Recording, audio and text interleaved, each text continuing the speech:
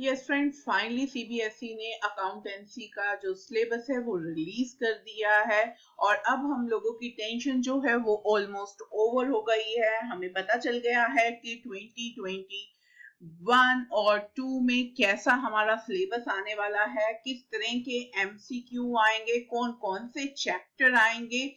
CBSE ने ये सब कुछ क्लियर कर दिया है। देखिए कौन कौन से चैप्टर रहेंगे। यहाँ पे आपके पास 40 मार्क्स का जो है वो पेपर जो रहेगा और वो आपको 90 मिनट जो है उस पेपर को अटेम्प्ट करने के लिए मिलेंगे और सारे का सारा जो पेपर रहेगा वो आपका एमसीक्यू बेस्ड रहेगा, राइट।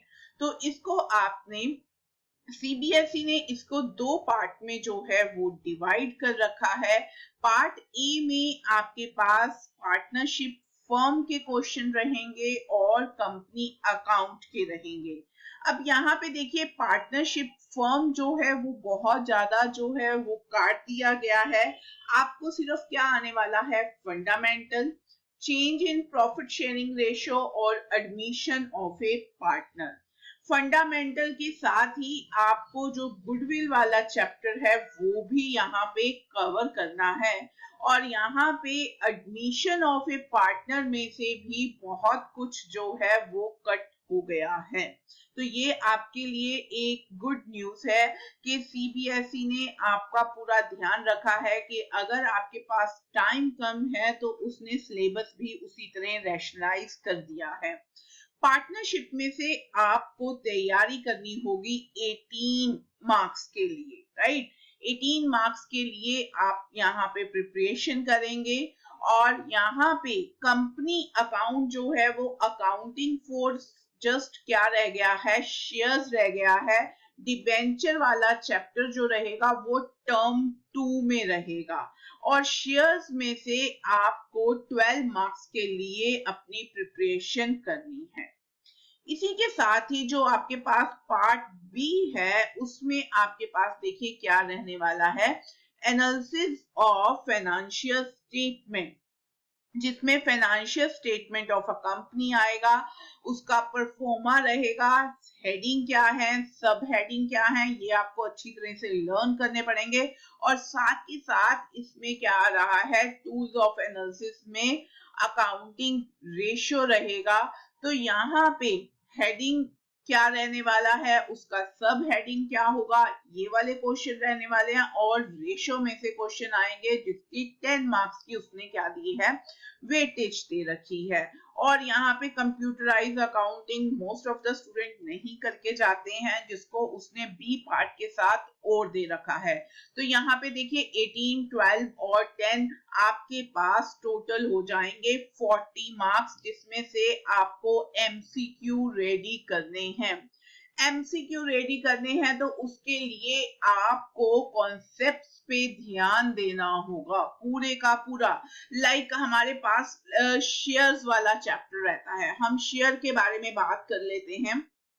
तो जो ये सेकंड आपके पास शेयर्स वाला पार्ट रहता है, शेयर्स में से आपको 12 मार्क्स में आने हैं। तो इसमें से आप लोगों ने फोर फीचर री इशू के एमसीक्यू बहुत अच्छी तरह से करके जाने हैं। अब अगर आपने री इशू और फोर फीचर को समझना है तो फर्स्ट ऑफ ऑल आपके इसके कॉन्सेप्ट्स जो हैं वो बिल्कुल ही क्लियर होने चाहिए, राइट। तो ऐसे ही हम बात कर लेते हैं। फर्स्ट जो है पार्टनरशिप, उसमें fundamental, profit sharing ratio, admission की जब बात करी जाती है तो उस केस में आपको पार्टनरशिप में क्या क्या लर्न करना है, कौन कौन से कॉन्सेप्ट्स पे आपको ध्यान देना है, ये दिमाग में रखेंगे आप।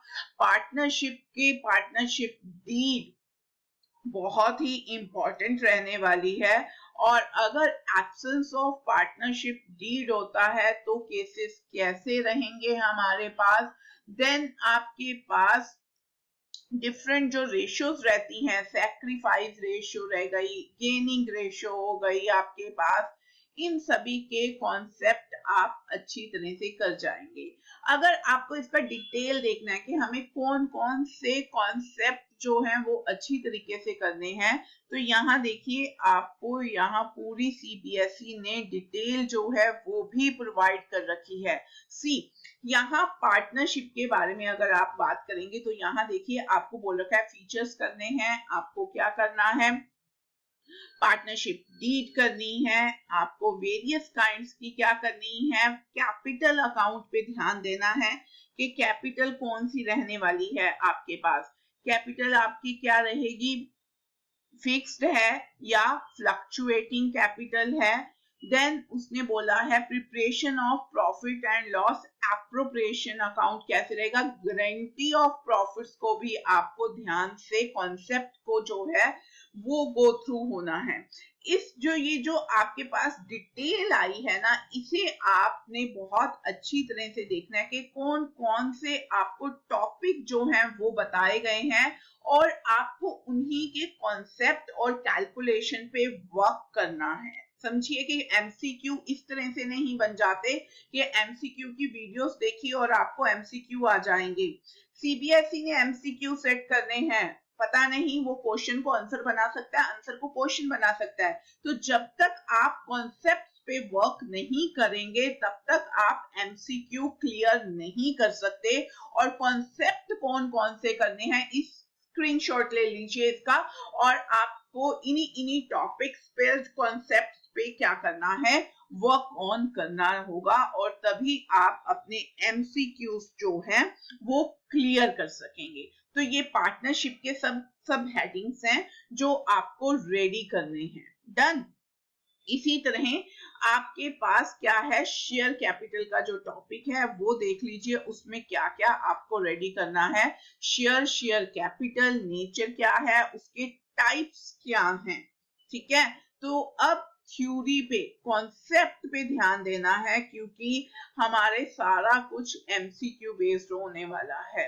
यहाँ पे देखिए क्या बोल रहे हैं, issue, allotment of equity preference, public subscription, over subscription, under subscription, issue at par, premium, call in advance, arrear. यहाँ पे स्पेशली यहाँ देखिए एक्सक्लूड इंटरेस्ट, तो कॉल इन एरियर और एडवांस पे जो इंटरेस्ट वाला कॉन्सेप्ट है वो हमें नहीं करना है।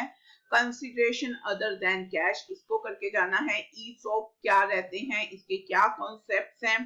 Treatment of forfeiture and reissue of share and disclosure of share capital in balance sheet, इस पे बहुत ज्यादा एमसीक्यूज जो हैं बनकर आते हैं कि कौन सा अलॉटमेंट को आप कहाँ पे शो करते हैं, फॉरफीचर अकाउंट को बैलेंस शीट में कहाँ शो किया जाता है। तो वही बात है कि आपको किस पे ध्यान देना है, कॉन्सेप्ट पे एक एक पॉइंट पे आप ध्यान देंगे।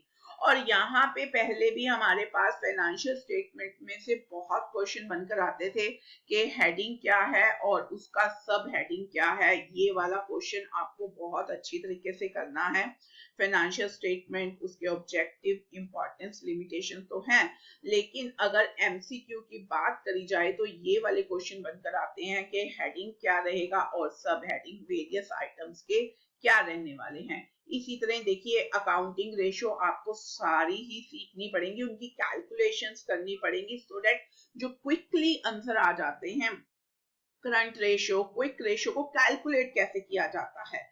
तो यहाँ एमसीक्यू का मतलब ये नहीं है कि हमें प्रैक्टिकल पे ध्यान नहीं देना, क्योंकि लिक्विडिटी रेशो कैसे रहेगी, सॉल्वेंसी रेशो कैसे रहेगी, एक्टिविटी रेशो को कैसे कैलकुलेट करना है, देन प्रॉफिटेबिलिटी रेशो की बात करी जा रही है, तो प्रॉफिटेबिलिटी रेशो को आपने कैसे कैलकुलेट करना है उसके बारे में भी हमें बात करनी होगी। तो एमसीक्यू के बारे में अगर हम यहाँ पे बात कर रहे हैं तो इसका मतलब सिंपली आप लोगों ने ये नहीं लेना कि ठीक है एमसीक्यू की वीडियोस देखे यूट्यूब पे और बात खत्म हो गई, नहीं। तब कभी भी आपको कॉन्सेप्ट जो है वो क्लैरिटी नहीं होगी। आपको कॉन्सेप्ट पे पहले फोकस करना है, then move to the MCQ. तो अभी नवंबर जो है वो उसके लिए ज्यादा टाइम नहीं रह गया है, तो उसके ऊपर भी हम एक वीडियो बनाकर आएंगे कि किस तरह से आपको तैयारी करनी है तो बस अब जो सिलेबस की वेट थी वो ओवर हो गई है। अब आप अपनी तैयारी जो है फाइनल एग्जाम नवंबर के लिए तैयारी करनी शुरू कर दीजिए। Best of luck.